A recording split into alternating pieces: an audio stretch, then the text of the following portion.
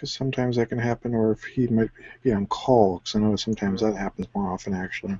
Well, I haven't heard from anything of Mike, so I'm just going to assume that Mike is not going to be with us. Where is my tweet deck? There it is. I will be posting that we are live. Woot! We're live! Live! Hey, even little live things on. Cool. I suppose I should bring up the tweeters. Oh,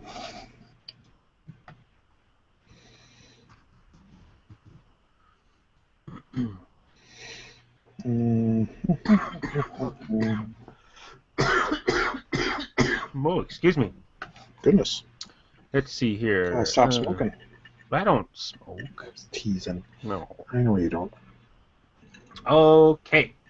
And we are posted. We are live. Woo-hoo!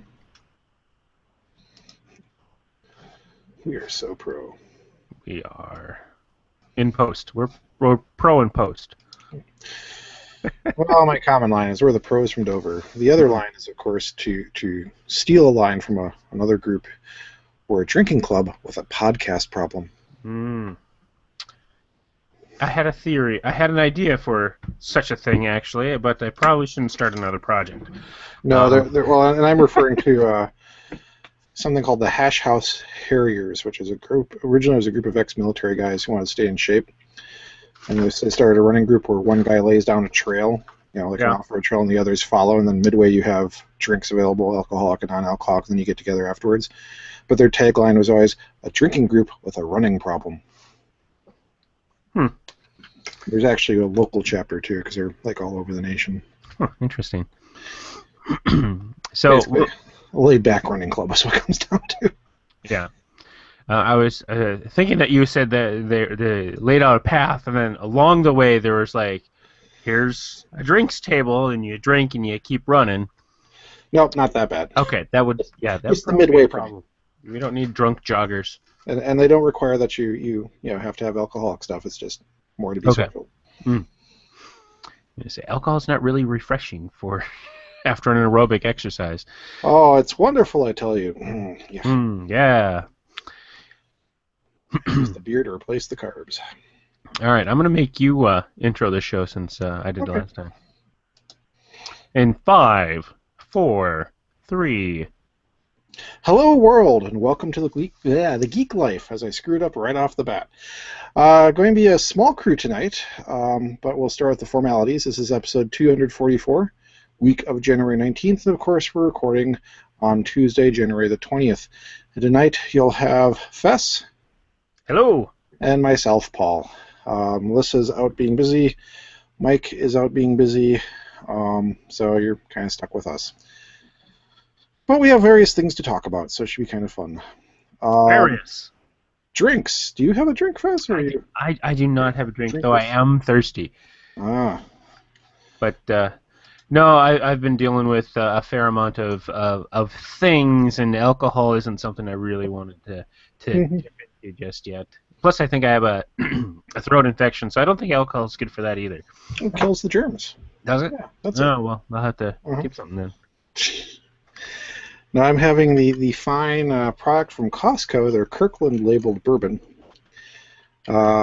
which they've been having on sale for a couple months now. It runs about 20-something a bottle. It's a 7-year-old bourbon. Yeah. But the article I linked to in the notes gets interesting because it's being Kirkland labeled. The question is always, where did it really come from? Because that's their private in-house label for stuff. It turns out there's fewer than actually 10 bourbon distilleries in the Kentucky official bourbon area. So it's kind of a fun, the article gets into a fun trying to chase down, well, it tastes like Jim Beam, but doesn't appear to be a Jim Beam. So they basically keep figuring out, and they're pretty sure it comes from the Buffalo Trace Distillery, which makes a lot of fine bourbons, including the, I don't remember the name, but it's like the super duper hipster priced one, hundreds of dollars per glass and all that. It comes from Buffalo Trace, even though it's under this entire other label. So just kind of an interesting, tracking down where does Costco get their stuff from.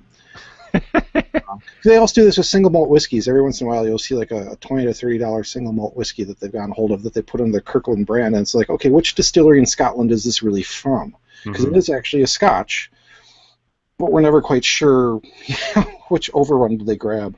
It should be like at Target where it says like compare to. Yeah, exactly. Or the running joke is, you can't get in one bottle. It has come in a two pack of 2 4-liter bottles.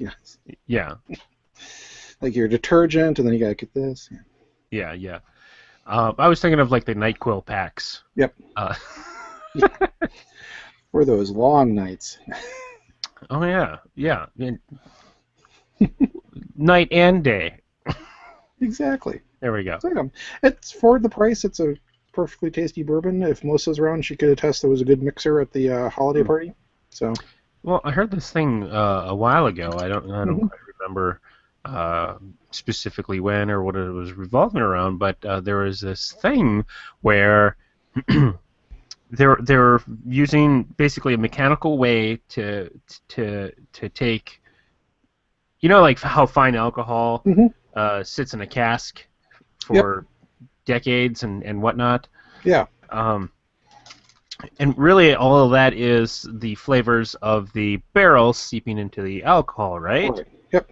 Well, I don't remember where this was, and maybe you remember, but I vaguely recall the article, but yeah, go ahead. Yeah, they would chop up a barrel, yep, put it into this metal pressure thingy, and force the flavors out to it, basically making a 20-year-old Scotch in a year or something. Yeah, some food scientists were doing that, and yeah, that article's I think a couple years old now. I'd have to go hunt it down, but see how they're doing with it nowadays, because that's like the way.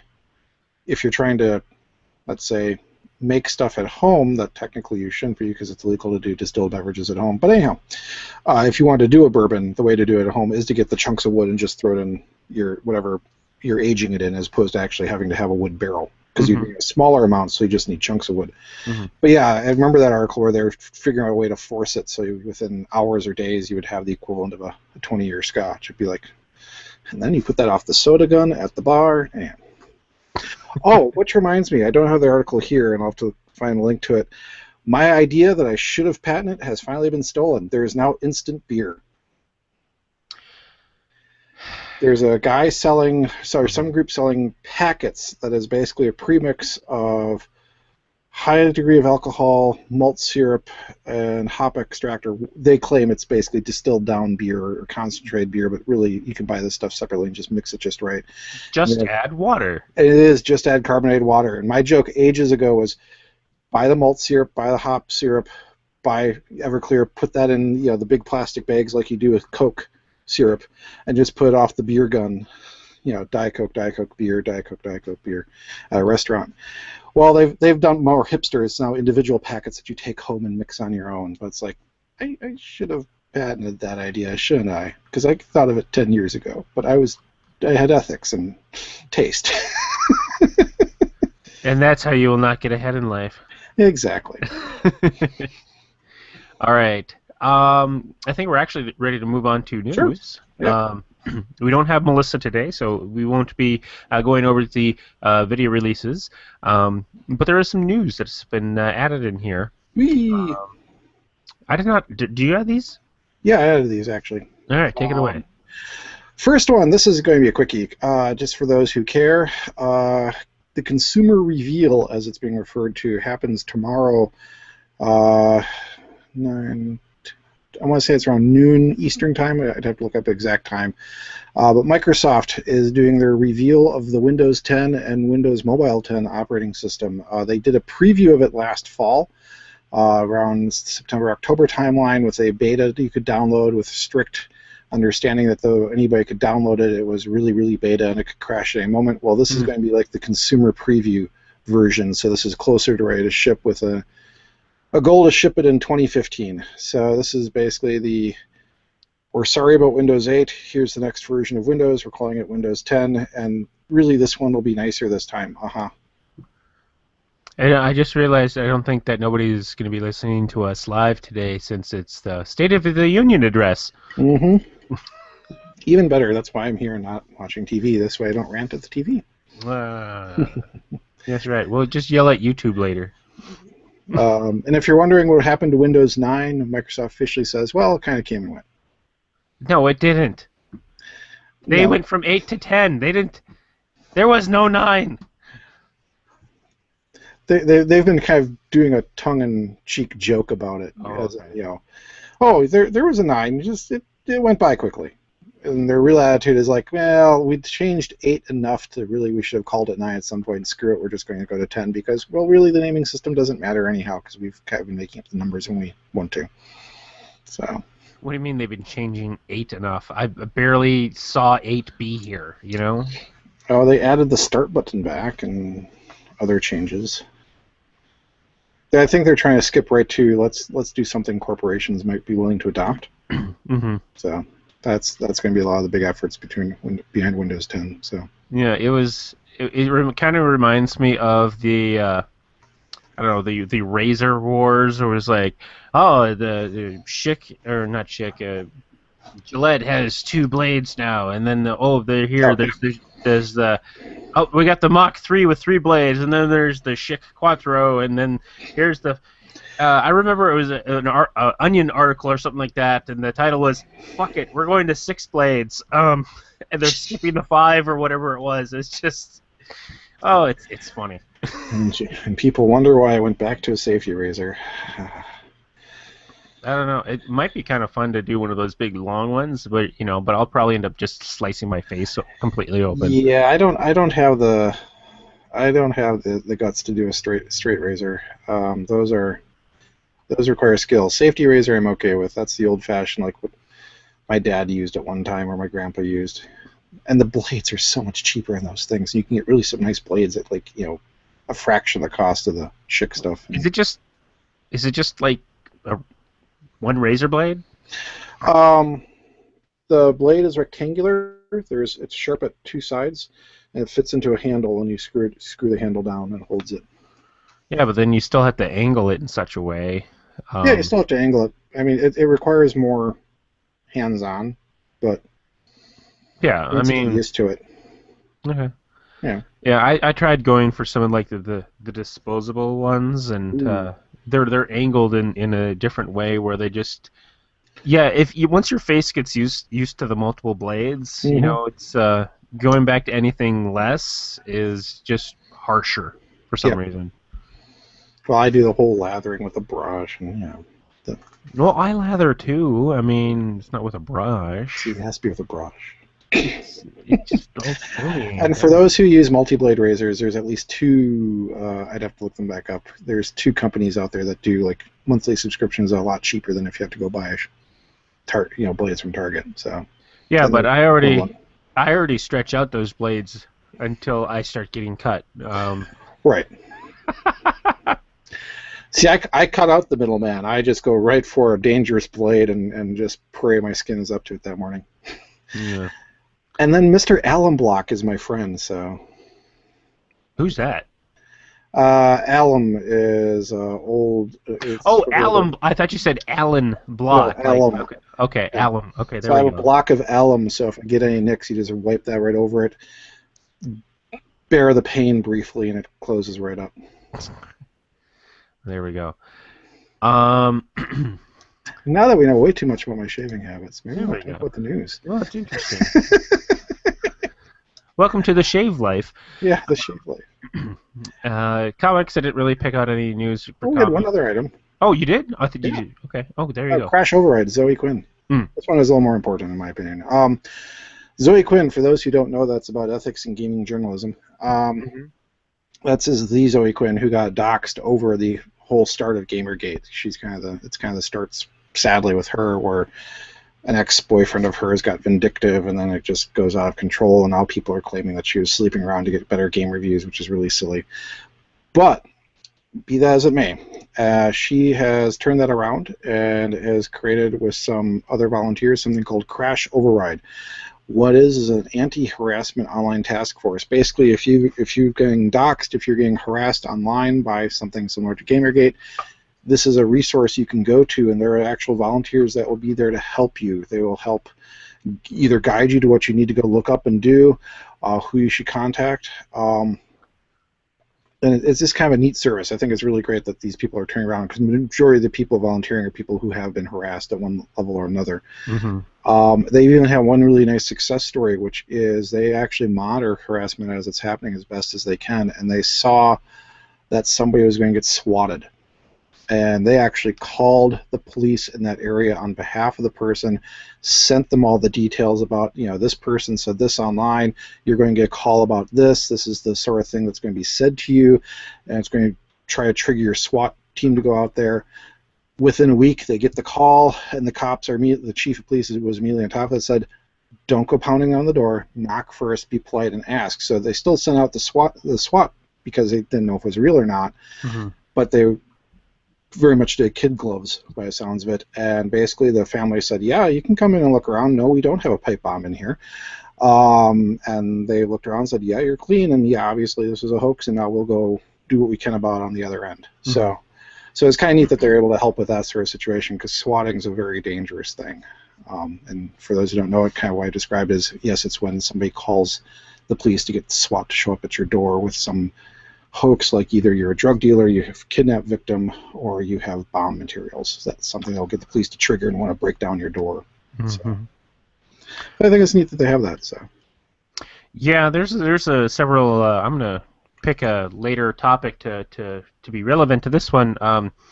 There's a lot of like hackers for hire, like 8chan, 4chan, and whatnot. And of course, they erase themselves from online. And there was a cartoonist, I think, that he got doxxed a bit because, yeah, he made a comic that was talking about Gamergate, and is like, oh, I wonder why I haven't been. Kind of like taunting them a little bit. Yeah. It's like, oh, I'm not on the blacklist because of whatever. It's like because people are assholes, because it's about ethics without acknowledging ethics by like going to dox people. Yeah, it's a federal crime. So there's this group called Lizard Squad, which was sort of behind some Christmas hacking with Xbox and PlayStation Live or something like that on Christmas or whatever, and it's apparently full of kids. So 3 kids have already been arrested. One they said was a teen, so they're underage. Somebody who's 18 and somebody who's 22. Not only are other hacker groups basically hacking them, they also and getting them arrested. They also found that they were storing their customers' data unencrypted. And so there's passwords and contact information of thousands of people that have expressed interest in using their services, but only maybe 100 or so have actually paid for services. So. Yeah, this is the group that did denial of service attack on the Xbox system and the Sony system on Christmas Day, so all the kids would cry. Including mine. You have no cause. You're not fighting for anything. You're just jerks. You're being an asshole. I mean, it doesn't. I mean, in my case, it was Marvel's Avengers on the Xbox, or no, sorry, the latest Batman one on the Xbox, Lego Batman. But it just means that, well, in my daughter's case, they can't save content because it has to be able to get online and verify. Thank you for making their life mildly annoying for 1 or 2 days. You have to be online to save? What kind With of crap Xbox is that? One, you do. It's tied to your account is why. It's part of Xbox Live, so it verifies you're an actual user and then saves your spot, because that way you can have multiple users in the game. I prefer having this game disc on my system, and I play it, and I save to a card. Right. No, I think what it is the reason Xbox does it, if my understanding is correct, is if, let's say, I and my wife were sharing the Xbox, we could then also save under our unique accounts, so we're not using up each other's spots, because there's only 4 spots per account. And this is for Lego, so I think that's how they're just tracking, okay, whose is whose. But, all right. Yeah. Still, it was annoying. But yeah, the fact that we're the neat hack source, so we'll store all this data somewhere that everybody can get to it once we get arrested. Woohoo. Yeah. Oh well, just kids these days, Yeah. When I was younger, I thought I knew how the world worked and how I knew so much better, and then I got older, then I realized how much of a dumbass I was. Yeah, it's not like about like morals and ethics or things like that, but just like I know better. I know how the whole world would work better if we just did this. It's like, well, you don't know everything yet. Right. Granted, some of what they say is true. Like some of the smarter kids are like, yeah, let's not be jerks to one another. Yeah, those kids are smart, but it's like, anyway, let's move on. Yeah, get off my lawn. Brian is listening to us. Oh, hey, Brian. Yes, Simon. There you go. For the one to confuse it with Windows 95. Thank you, Brian. There we go. All right, comic of the week. I do got a comic of the week, and it's Maximumble at maximumble.bookabiff.com. This is a comic. It's it's simple. It's simple art. It's a little bit more modified stick figures, and there's not really any backgrounds, black and white. So very, very simple. But it's I think it's an almost daily comic, if not 3 times a week. But it's a comic I follow, and this comes from Chris Halbeck, who does a comic called, I'm not sure if he still updates it, but Book of Biff, where it was like a single panel comic daily, and I understand it's difficult to basically come up with something that's funny in like a single panel with maybe a subtitle or caption like that. So he does a lot of like that quick fire gag of the day sort of stuff. Maximumble is his foray into traditional strips, 3 to 4 panels, usually 3 panels. And the thing is I really don't typically go for the gag of the day stuff so much these days. I'm a lot more into story stuff, but more often than not, Maximumble ends up being one that, like, I gotta share this with somebody. This is great. And it can be something it's like a seemingly simple joke. It's like that's it's like, yeah. And then I was like, that's pretty good. I do want somebody to show. It's like a comic that I actually will go out and share. Like go through the effort to get the link, post it on Twitter or whatever. Oh, you got to see this, and then CC whatever person. So it definitely should make this my comic of the week pick. Cool. I'll have to go look at it. Next up. Tech. Woot. We got a couple of things. Speaking of Microsoft, they're going to murder Internet Explorer. Nobody wants it anyway. Though they are making a new one called Spartan. Somebody make a 300 GIF with Spartan making Internet Explorer into the hole. I want that. It'll happen. I know it will. Don't forget the thespians. There we go. So, yeah, this comes as daily.com and zdnet.com. And, yeah. Is there a reason why, or? Nobody wants it. And, honestly, I think their biggest problem was trying to make them cool or relevant. And it's like Internet Explorer. It already has all this negative connotation. Right. So, it's almost like, fuck it. Yeah, it's also like the way that at least Internet Explorer had been working for so long. It has like all these like security features that nobody uses. Like websites don't code for Internet Explorer's security things. Right. So it's like it's sort of useless in that regard anyway.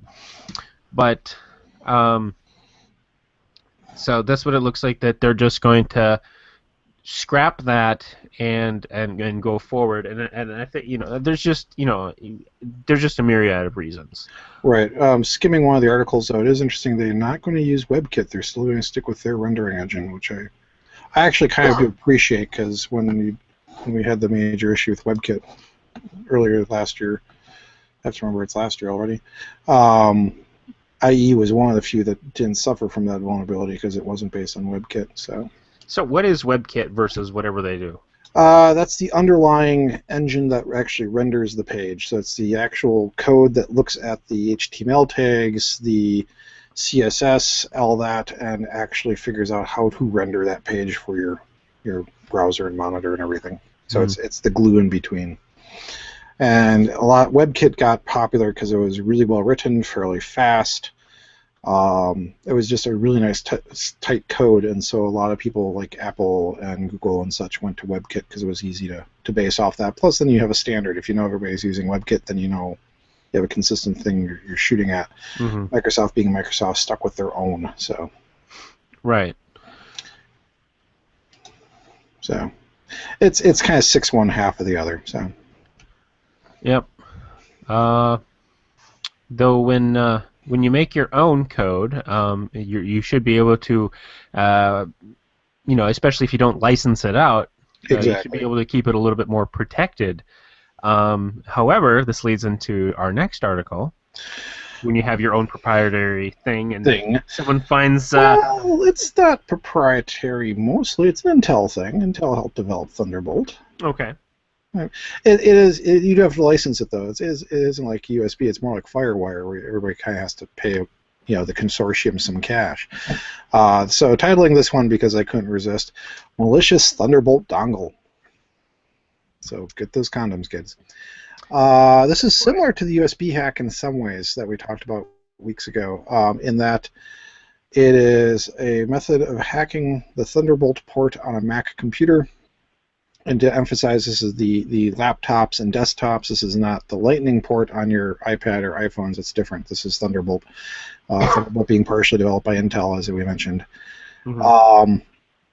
And similar to the USB hack, it's slightly different, but similar is if you can get malicious code onto a Thunderbolt device, because there's actually a small little chipset in there, and in every little Thunderbolt core cable, there's stuff there. But if you can get on the device and it gets plugged in, it can compromise the BIOS of the targeted Mac.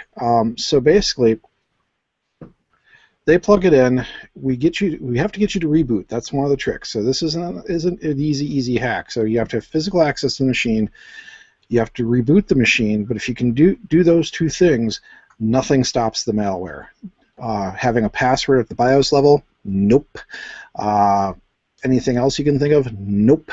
It basically allows you to go in and rewrite the firmware on the Mac. So you have to have a pretty good hacking skills, because you actually have to supply a whole new firmware that will look similar to the old firmware, but then you can add things as needed, keyboard logging, whatever else you want to do. But basically you have full ability to just trash the firmware, and the only fix we have so far is go get a new motherboard. Well, the only full fix, it sounds like, it sounds like there's a patch, but you can initiate a rollback, essentially. You'd have to have another malicious Thunderbolt dongle that puts in the proper firmware, basically. Yeah, the something like this sort of came out. The electronic voting machines. Yep. There was this. I don't know who was doing it, but they actually had access to the voting machines, and they were showing how you can just take a USB. And sort of pry open the back a little bit and plug it in, and there you go. You've hacked the voting machine. Yep. Yeah, some of this stuff, can still take place. It's harder to do. Yeah. But this is somewhere where I expect more like a government to be doing. This is an NSA, CIA sort of level, like Stuxnet and stuff like that, where because it requires so much more coding skill than just a basic hack. And again, access to the machine. And the other thing to emphasize is the researcher who came out with this, we have no proof that this has been done, just that this is a vulnerability. So we don't know of any active area where this has been done yet. But again, the United States wanting to attack somebody with MacBooks, et cetera, et cetera. You could see somebody going through customs, plug in, boot it, turn it back off, hand it back to the guy. Okay, we've examined your thing out of sight, and now we have our stuff installed on it. That sort of thing. Oh, interesting. There's a lot of issues with going through customs, that to the point that there are some places where they are suggesting you essentially go get a Chromebook and use it as a burner PC. Like the TSA would use? No, as in, if you're familiar with the concept of a burner phone, which is like a feature phone that you use a couple times and then just dump in the trash because you don't want to be traced. Oh, okay. There are some people who are suggesting if you do sufficient overseas business and are worried about either Europe or U.S. government at customs taking your machine and looking at it, because sometimes they'll ask you not just to boot it up, but actually to log in. That has happened occasionally, even though it's not normal protocol. Mm-hmm. But basically, anything that the PC goes out of your hands and they can access, the suggestion is to get something like a Chromebook, an online-only device, and when you're done using it, trash it. Don't even go home with it. Assume it's infected and dead. Yeah, I would not. I would not care about using a Chromebook anyway if it's online only. I'd screw that noise. Right, but that's kind of one of the thoughts is if you're doing really sensitive stuff, you want to start looking at maybe actually using disposable devices versus and disposable from a non-normal perspective. There's no way I would throw out a computer even if it was a cheap Acer of some sort, but right. I'm even reluctant to throw away my old. I don't know what it is, but it's. Yeah, but if you're on a corporate account, it's a different thing. So. Yeah, or if doing illegal stuff, it's a different thing. Exactly. Yeah, absolutely. So that's it's just an interesting. I find it a really interesting hack, similar to the USB hack we talked about a while ago, where you can hack the USB firmware that stays at the USB level, and then can act like a device that will be recognized as a USB device and take over. Here, you're actually taking over the whole Mac. Because you can rewrite the Mac's firmware, and I thought that was kind of an interesting attack. Will it happen to me? No. not because I'm uber secure, but nobody cares about me. It's like, ooh, you can look at my Warcraft account. Ooh. I don't know. Those Koreans will hack your account and sell all your stuff for gold.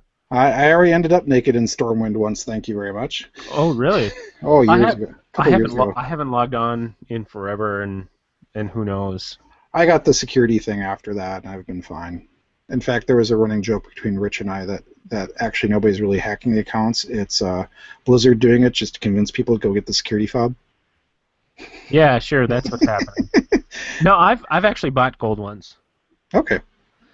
So, I did actually log in, and my top level character was in Stormwind in his underwear, and everything had been sold off. It's like, okay, thanks. Yeah. Well, my sword's back. Yeah. No, I liked that I had gotten that gold. It really helped actually play the game because I didn't want to sit around and dinking around in the auction house all day and crap like that. I mean, it's not a very good game for my sort of personality. Yeah. I'm playing Goddess forever, or it's not a good thing. But I still really like playing. But I would also I'd play several characters, not quite exactly at the same time, but I would co-level up several different characters, so I wouldn't need to rely on other people. It's like I got my alchemist here, and my whatever, and Taylor and all that sort of stuff. So I'd constantly collect stuff, and I just basically used the mail system all day long, sending to my other characters, and I had basically loaded up various characters that this is my auction house character. Yep. It's a lot easier We have two friends who are like that. They have multiple characters. That basically they game the economy of whatever server they're on. So their characters, it's like the group we're in. The one guy who's really into doing that, it's to the point he's like, oh, just tell me if you need gold. Okay. Do you need any materials? Just let me know. And it just shows up in your mail because he has 8 or 10 characters all doing that, and he likes to do that. So. Yeah. I used to, depending on what I was gathering or finding, I had done a couple of server transfers at one point, and I was able to take some stuff with me. And so I kind of gamed the system a little bit, but I also, I have a whole bunch of this, and there's these people selling it for, stupid, ridiculously expensive. Well, I'm going to sell it for about half that. Yep. Just to sort of annoy them. And I had a whole bunch of whatever it was. I've done that a couple of times to severely undercut just a dick with those people. But yeah. And I'm all for that because I've seen some stuff go for ridiculous prices on Warcraft and in the Warcraft universe. I'm like, why is this much? When if I go to this other server, it's a lot cheaper. You idiots. Well, the individual server can have their different economies, of course, especially if the overall age of the server is mostly at this part of the game, so to speak, and they really want eggs. That's why eggs are so expensive at Christmas, because everyone's trying to do all the recipes, and you need tons and tons of eggs. And things like that. So various events people are gearing up for.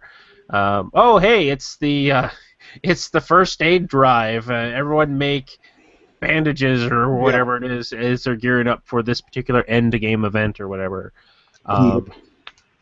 Which is, it's kind of fun. So let's move on a little bit. We have Freebooting. Oh, okay, you got that one. Well, it interested me because I actually watch a lot of YouTube content, and so this is more just a public service announcement. Pardon? More of a peek?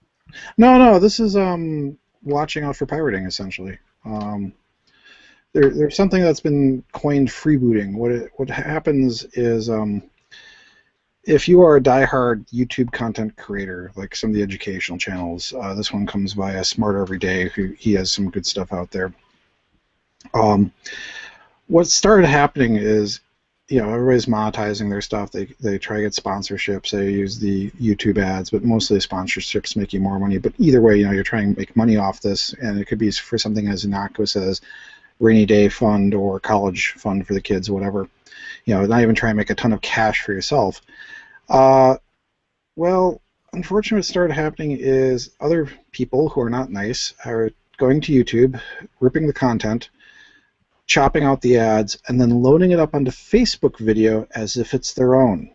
And this has been termed freebooting. So basically, especially if you're doing a sort of ad-based stuff on YouTube where it's always based on number of views, so you make it like 500,000 views on YouTube, okay, you get a small chunk of change for that, and then this annoying person has put it up on Facebook, and let's say it gets 2 million views on Facebook, which now means all the Facebook ad revenue that Facebook is running ads next to it, they get that revenue for all those views. Whoever declared it as them, if they've monetized, gets whatever cut they get, and you get squat. And Facebook's very slow about taking stuff down for well, not odd reasons, but when people have been finding this and issuing takedowns to Facebook via their regular system of, this is a bad vid, Facebook tends to take a couple days just to eke out a few more views. Yeah, I mean, until we can get some lawyers on it to, because no lawyer's going to do it out of the goodness of their heart. Right. But they shouldn't be getting that money. Right. Like at all, or they'd have to, it's. And like what happened to Smarter Every Day is his most popular vid, which got like 1 million views on YouTube, got 3 million plus on Facebook, but was published through some German aggregator. And even though his Facebook would take one down, they'd republish it under a different username under that same aggregator. So it'd be like he's losing revenue that way. And he has a friend who's a lawyer who's helping him out on it, but it's one guy versus Facebook, and of course Facebook, if they wait a week, they get all that extra ad revenue off it. So yeah, right. I mean, yeah, fine. Facebook's getting that money. They're getting that money, but right. That money should go to the original content creator. So I don't know. I'm pretty sure that Facebook is also just trying to keep their money too, or something. Yeah, so this is, like I said, the PSA side. If you see it happening, if you're on Facebook and you see video content that is not uploaded, but is not owned by that person, is illegally uploaded. Especially if it's like the educational stuff that I'm familiar with, Hip Hughes, Smarter Every Day, stuff like that. It's the standard report to Facebook that should be taken down, let the content creator know the stuff is over here to make sure it's legit, that sort of thing. But I find it annoying because it's like, a lot of these people, they're not making tons of cash off it. They're just trying to do it as something fun or different, making some cash off it maybe to help out on the back end. But it's like, come on, guys. They're putting a lot of time and effort into this, and they're probably not really getting the cash out of it that time and effort would equate to. So, and part of me was thinking, well, what happens if you serve a DMCA takedown letter to Facebook over this? Because it could fall under that. Oh, yeah, what? They probably should.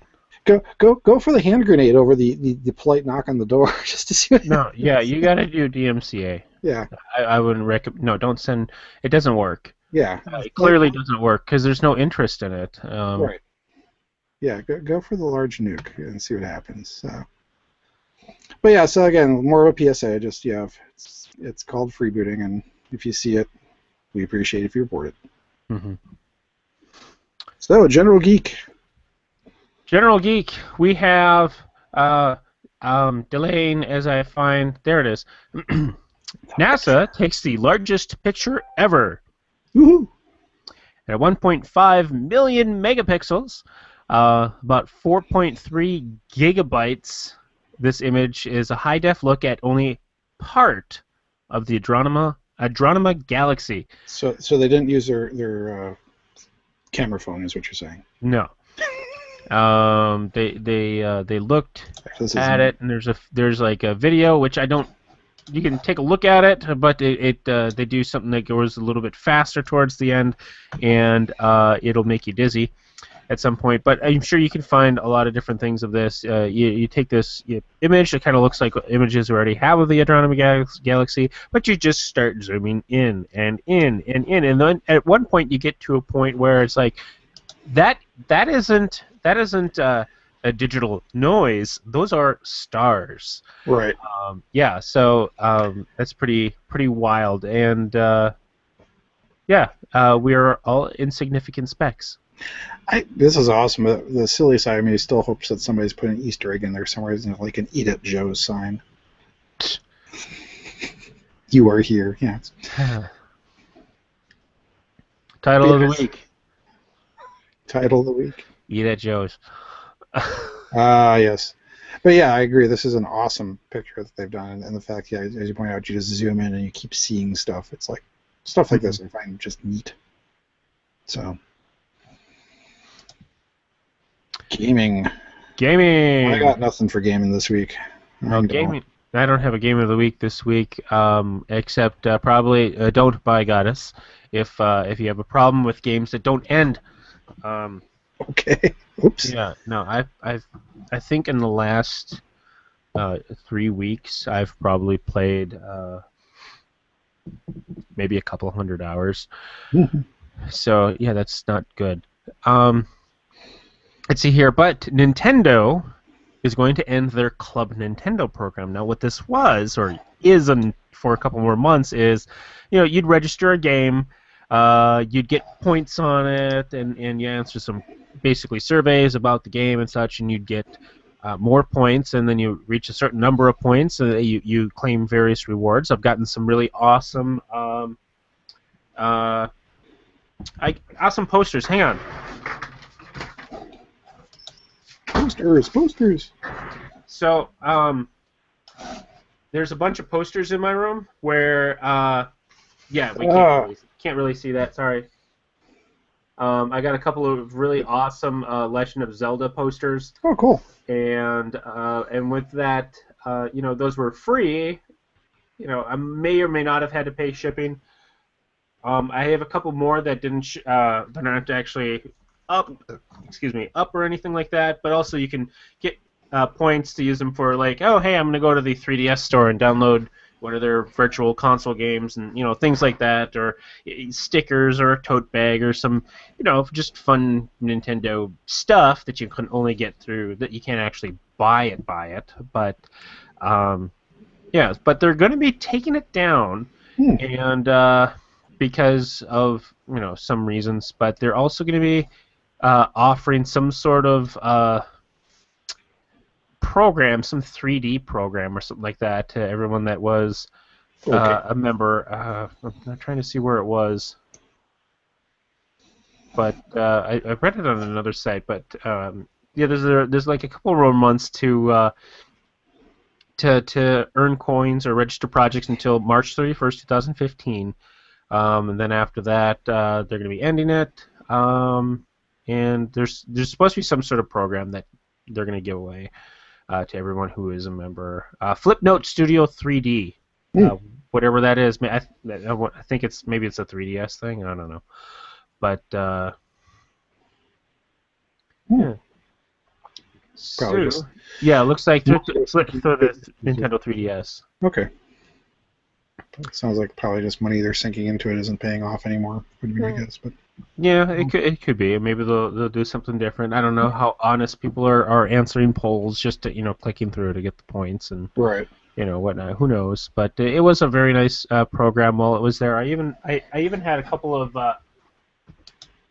like figurines that I had gotten through them. I have one of them downstairs, I think, and it's pretty cool. It's like this little PVC plastic arrangement of various characters from Super Mario Brothers, and it's a cute little shelf thing, and Yeah. very cool. Sad to see it go away, but time's changing. Yep. And with that, I think we're down to our peaks. Yeah, I do have one I can throw in. Mm-hmm. I'm going to link in there eventually. If you are a runner, we'll start with that. If you are a runner, mm-hmm. And you like to drink. And you like to drink. No, I wasn't going to go that. Actually, I'm going a different place. Oh, okay. Not Hash House Harriers. No. If you are a runner, and you are the sort who, at some point in your life, decide you want to do a half marathon, like I did, or a full marathon even, and you want to make it a destination run, as they would call it, as in you're not just going to go to some local event, but you want to go to some big hoity-toity thing. It's tough to get into because you have to get on top of the registration date right away because they close up quickly, but I highly suggest Run Disney at rundisney.com. In this case, I took the family down to Disney in end of January, or middle of January really, so about 2 weeks ago, and I did a half marathon that took me from Epcot to the Magic Kingdom and back to Epcot. The full marathon takes you through all 4 parks in Disney World.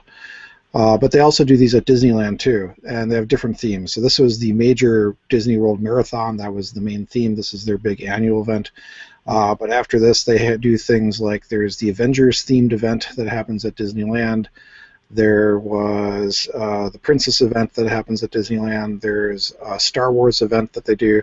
So basically, they give them different sort of looks and themes each time.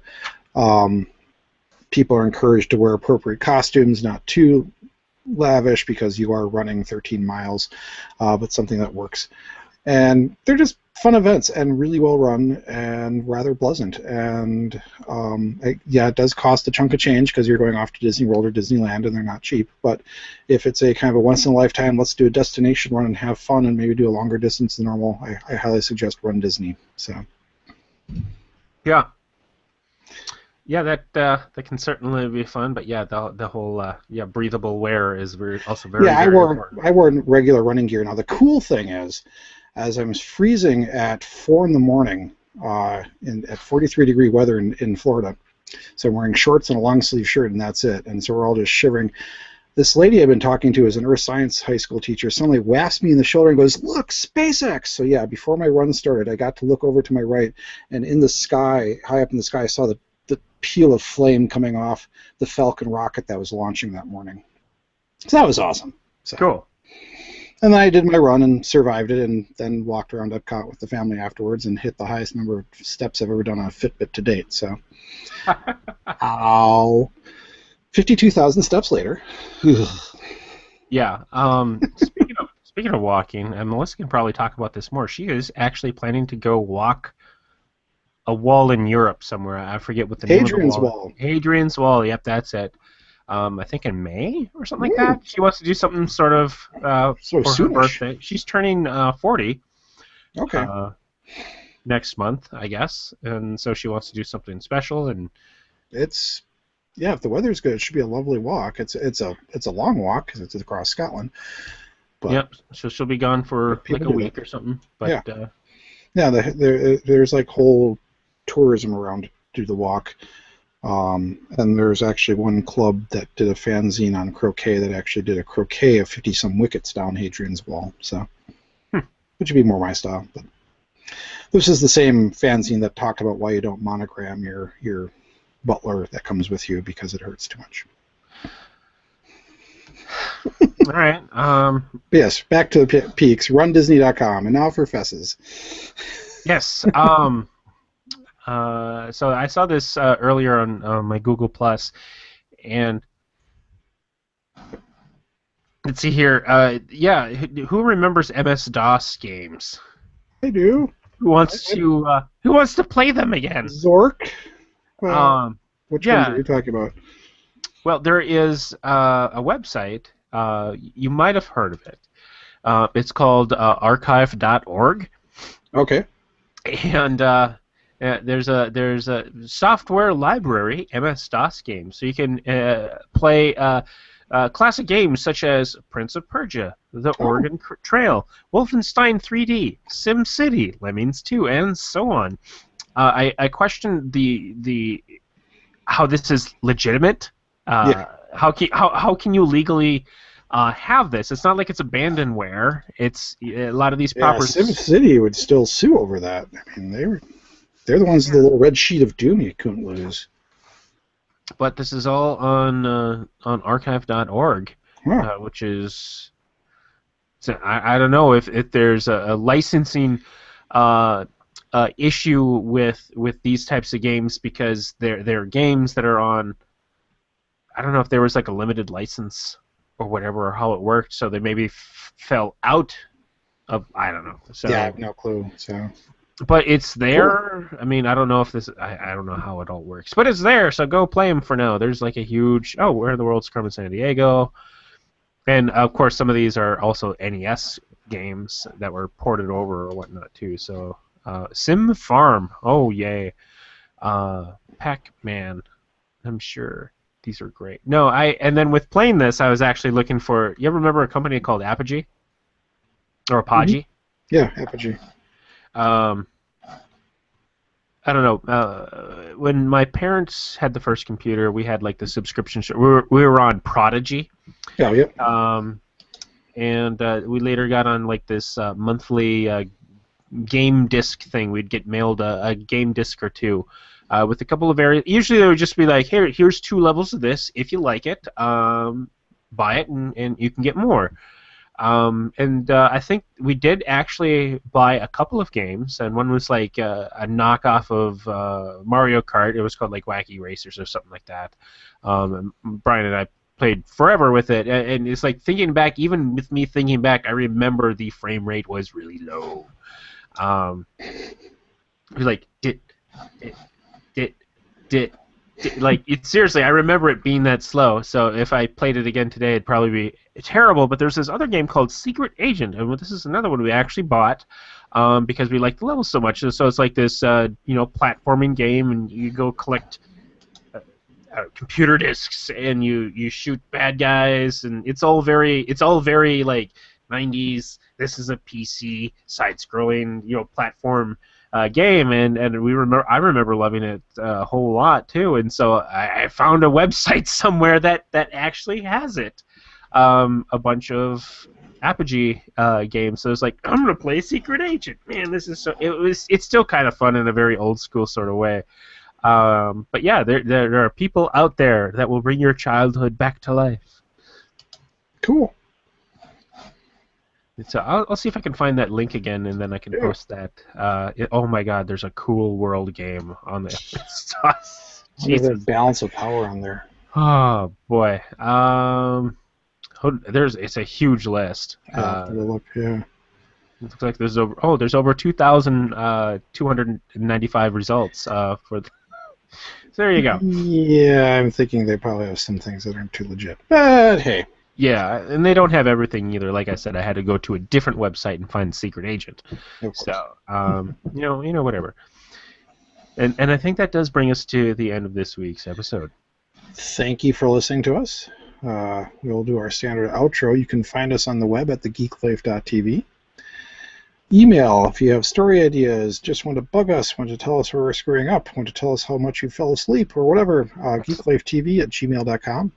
Preferably story ideas, of course.